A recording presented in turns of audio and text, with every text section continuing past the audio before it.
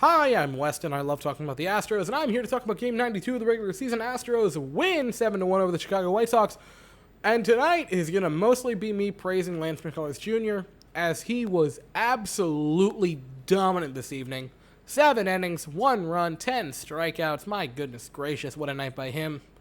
And what a night by the offense, getting 7 runs. This is just a great game to start the second half of the season and really get the after All-Star break going strong, because at the start of it didn't look good. So, only precursor that I want to say going into the game, oh boy, those Chicago White Sox jerseys, their city jerseys, whoo-wee, are those clean. Those look real nice, and I really hope that either this year or next year the Astros get a city jersey at least half as cool as those, because the black on white stripes, ooh, and then the south side across the front, ooh, those are chef's kiss. Like those are as close to perfect jerseys as I think you can get. Those are pretty darn slick. So, enough about gushing about jerseys that aren't even ours. On to the actual game.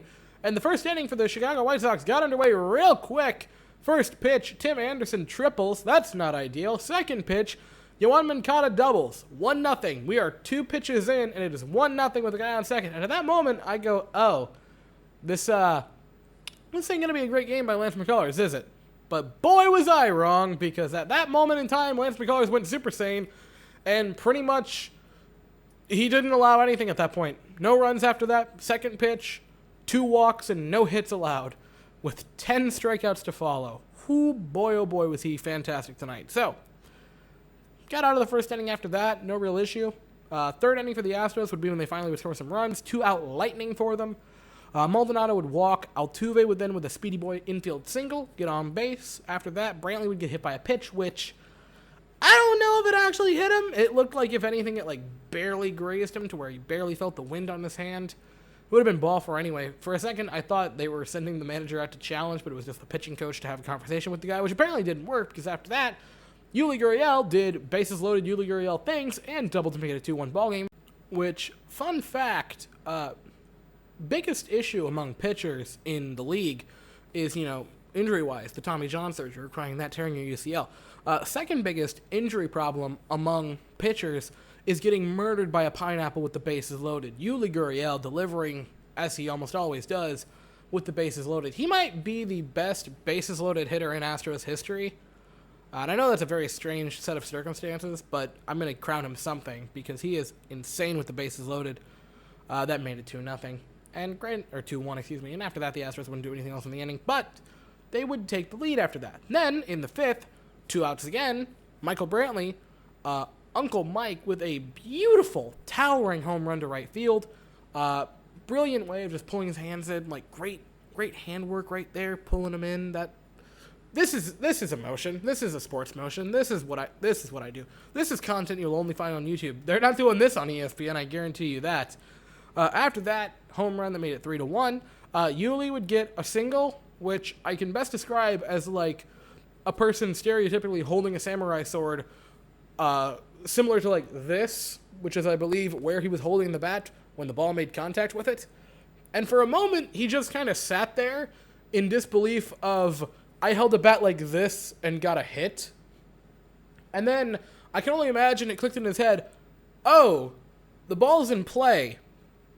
I'm a professional baseball player, and I get paid for, a couple of things, but one of them is to run to first base after putting said ball in play. And he'd get on base. Now, granted, after that, Jordan would strike out, but that was one of the funnier singles I've ever seen by an Astros player, really by a player in general. And the Jordan striking out thing happened 4 other times tonight, or 3 other times, aside from that one. But when you win 7-1, you overlook flaws, baby. Those don't matter. Don't worry your little head about that. You silly Billy. Don't worry about that.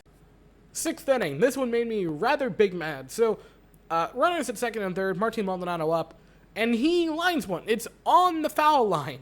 And if it's touching the foul line, that means it is a fair ball.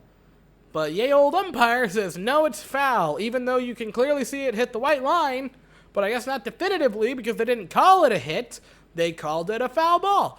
And it bothers me, because that should have been a hit. Now, granted, we'd end up winning 7-1, so I'm not going to complain too much.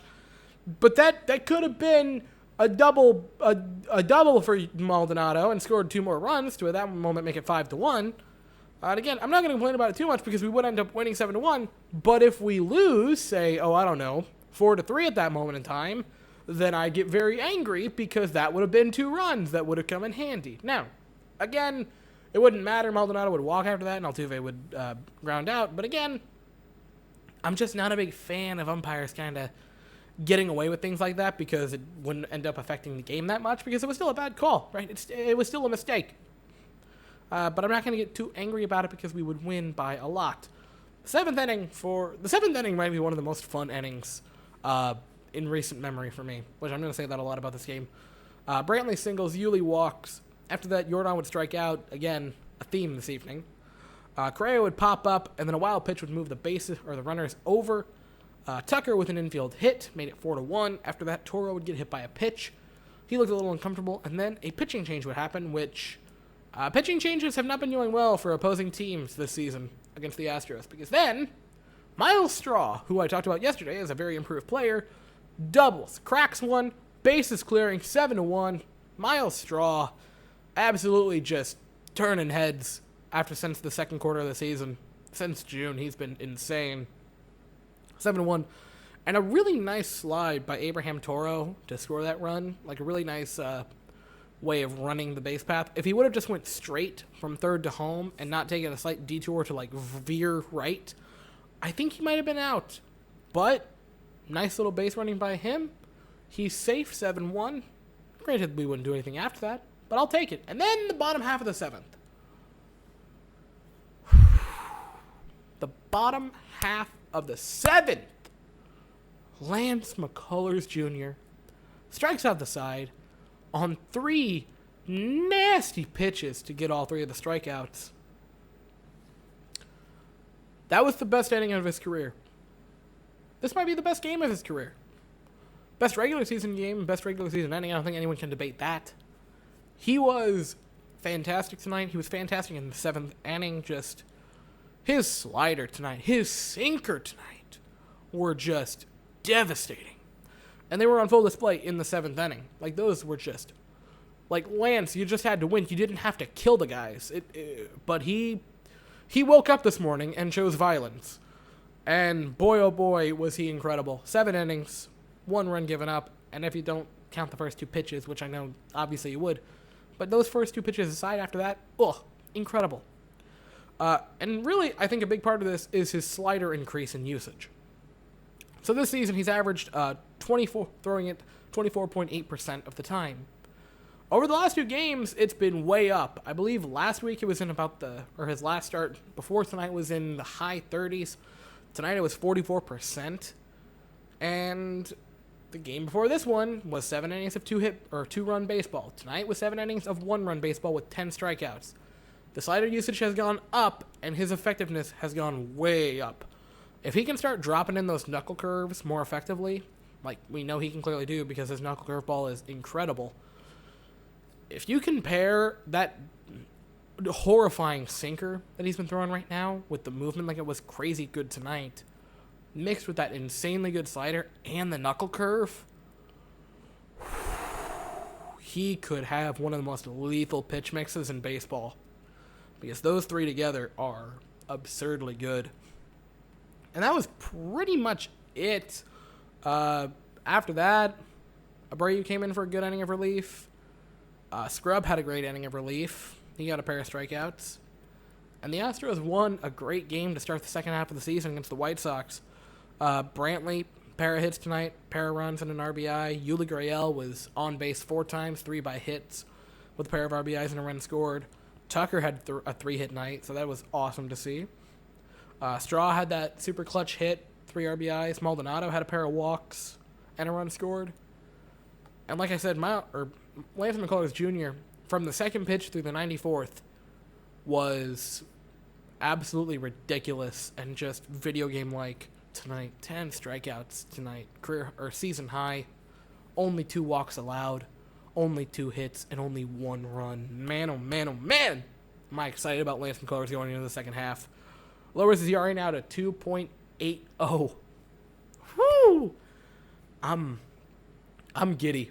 I am giddy about this. So, Astros, another great win. What a way to start the second half of the season. And tonight is just sort of a showcase of the Astros' weirdness. I've never seen a team dunk on good opponents as hard as the Astros have while simultaneously completely face-planting against bad opponents like the Astros have this season. It's a really weird anomaly that you don't see that much in sports. And there's two sides of the coin, like there is to everyone. The negative is you're kind of just letting these free wins against relatively bottom feeders just go past you because you can't win and you're underachieving against them. The positive, you're not going to be facing those bottom feeders, those bad teams that are below 500 in the playoffs. You're going to be facing the good teams that you've dominated this season. Teams like Boston, teams like Tampa, teams like the White Sox, probably the Indians. Those are the teams you're going to see in the postseason. The Astros start 5-0 against the White Sox this season. 5 very impressive wins, and that's a very big positive. Like, I obviously would be much more horrified if it was vice versa. But this season, against great opponents, the Astros have brought their A game and continued to show that tonight.